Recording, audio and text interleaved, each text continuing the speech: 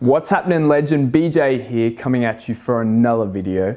Today's video, what we're going to do is I'm going to teach you how you can fix your posture. Now, often people are constantly sitting down from work. They're sitting down when they drive and commute to work. They sit down when they watch a movie. They sit down when they play video games.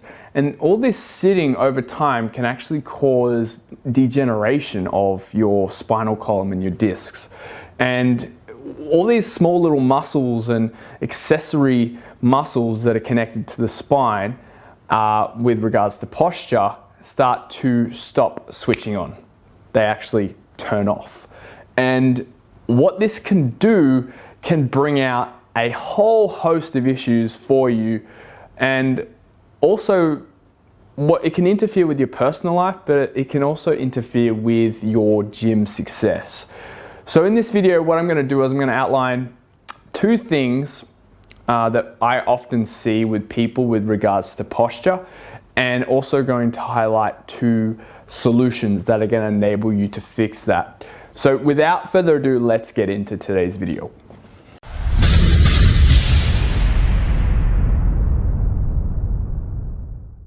So as you can see, you've got your correct spinal column, right? It's kind of like an S shape. Right, so you got your cervical, your thoracic, your lumbar, your coccyx, and your sacrum.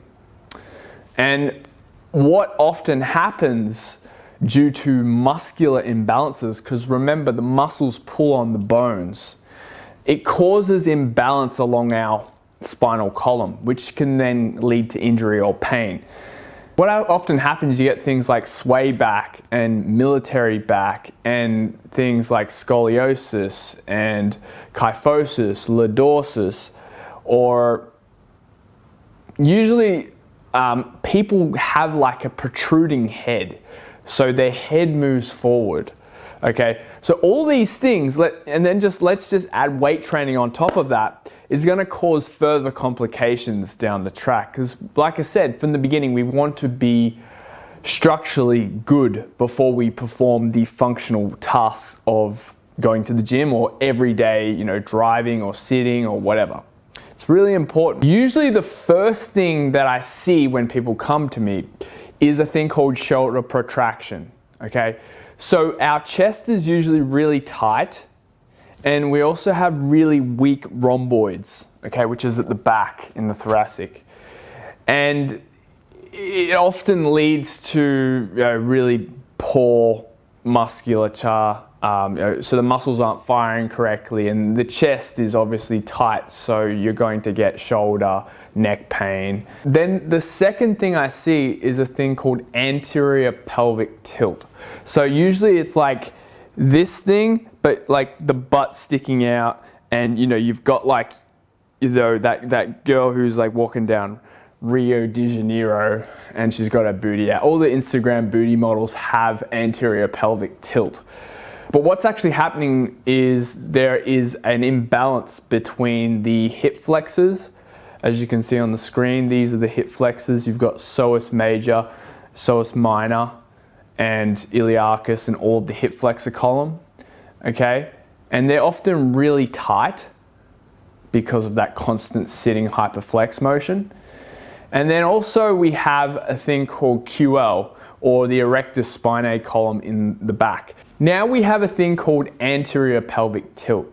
Okay, so often this is the leading cause of lower back injuries, but mostly what actually happens is you have a tight hip flexor column. Okay, and what that does is it pulls the hips down.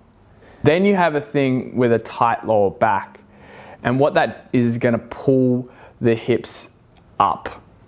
Okay, so what this is going to do is going to cause this imbalance, and therefore your butt sticking out. Now, what we want to do is we want to pay attention to our posture. As I mentioned before, awareness is really important.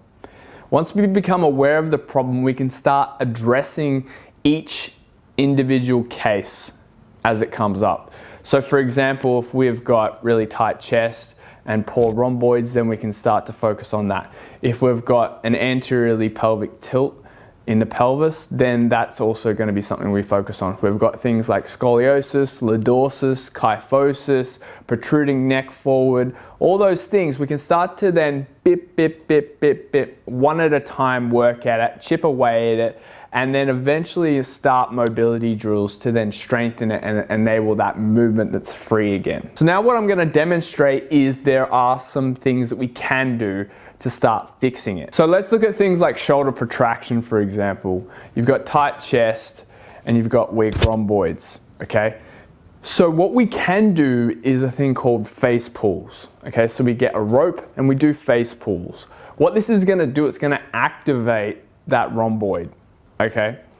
Also, we can do rear delt flies. Okay, what we're doing then is we're focusing on the rear head of the deltoid, which is then going to tie in with the rhomboids. Now we look at things like anterior pelvic tilt.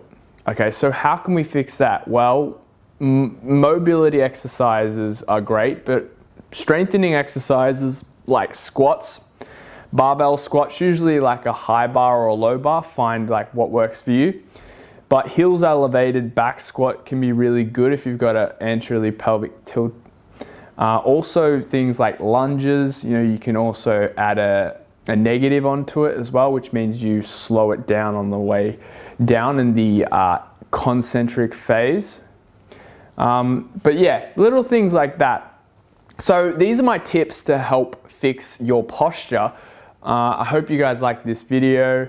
And if you want to see more videos like this with regards to muscle growth, fat loss, and everything in between, make sure you hit that subscribe button, click that bell notification so you don't miss a beat. But as always, guys, be a better version of yourselves and peace out.